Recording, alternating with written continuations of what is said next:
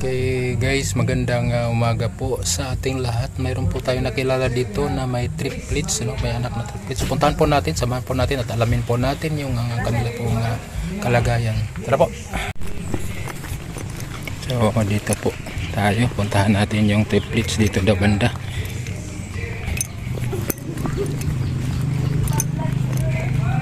So dito po yung triplets ito po ay nandito po tayo sa Camarines Sur.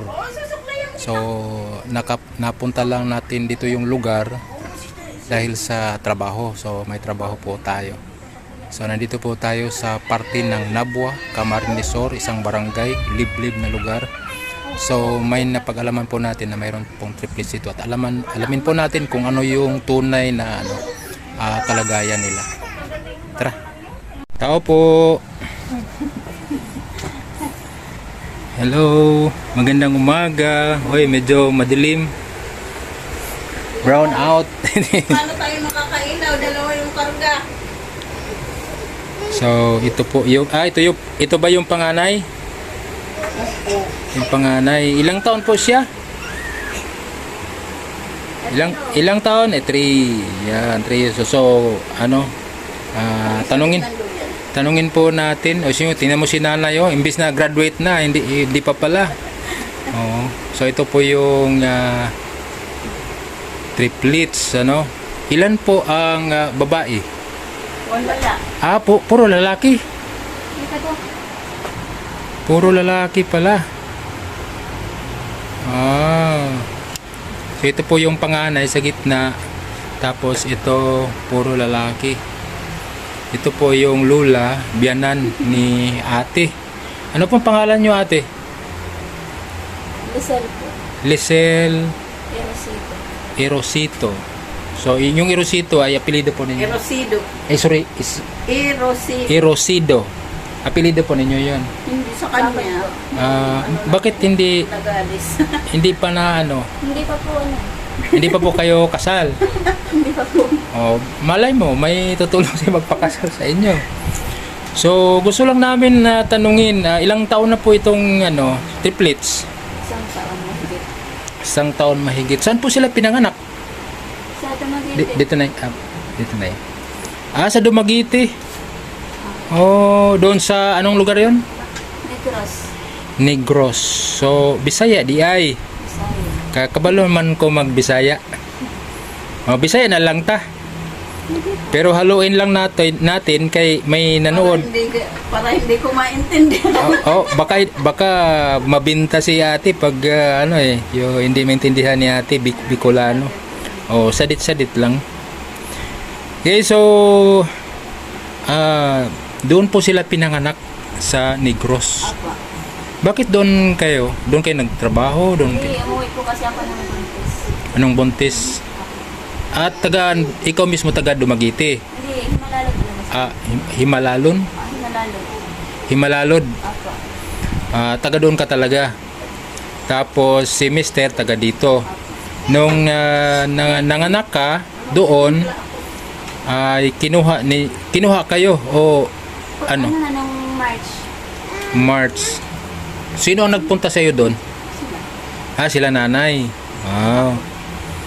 So, nung nalaman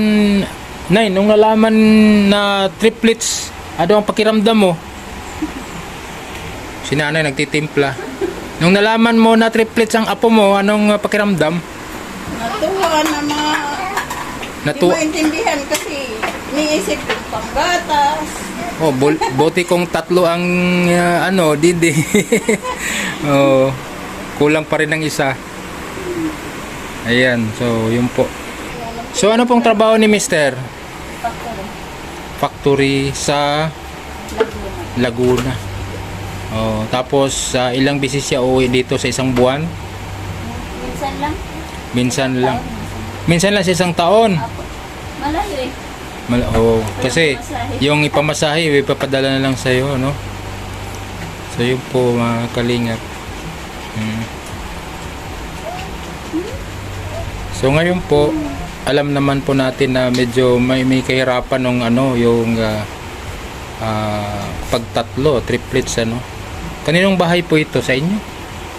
Kay nanay. So wala kayong bahay? Wala. Wala pa. Wala pa. Oh, magbabalak pa magpatayo. Ayan, so Wala pang pagtatayo. Wala nang panggalan. tapos ano, kanino nakapangalan itong triplets? Na-rehistro na sila? Ako, So nakapilido siya sa papa. papa. Okay, so yun po. Ngayon, siguro ang masabi natin as early as possible, mapagtibay yung inyong pagsasama, Lisel, mahal mo ba talaga yung asawa mo? Siyempre, nakaapat na nga eh. So nakataapat na nga ngayon, kailangan ipakasal talaga, Nay, sa palagay mo, suportahan mo man na ipakasal sila, Oo naman, kung may pag nakaraos sa tatlo. Bakit hindi siya napakasal? Wala na kasi akong asawa. Wala nang katulong. Kasi baka ba may mag-claim na iba may mag-claim na iba, mayroon tayong hawak, okay. So yun po ay mga lang so yun po, so mayroon lang din akong konting iabot, siguro hindi kasi ako handa. Kung handa sana ako, mga 10 sako siguro sana. 10 sakong gatas. Gatas ang hirap namin. So ito po Ate Lisel, sana po ay makakatulong, Ayan, sana po ay Tapos yun, medyo malayo-layo pong lugar natin, baka may nakapanood dyan. Triplets po ito, wala po silang sariling bahay, dito lang sa Bianan. At na malaking tulong din po kasi 3 po nga sila.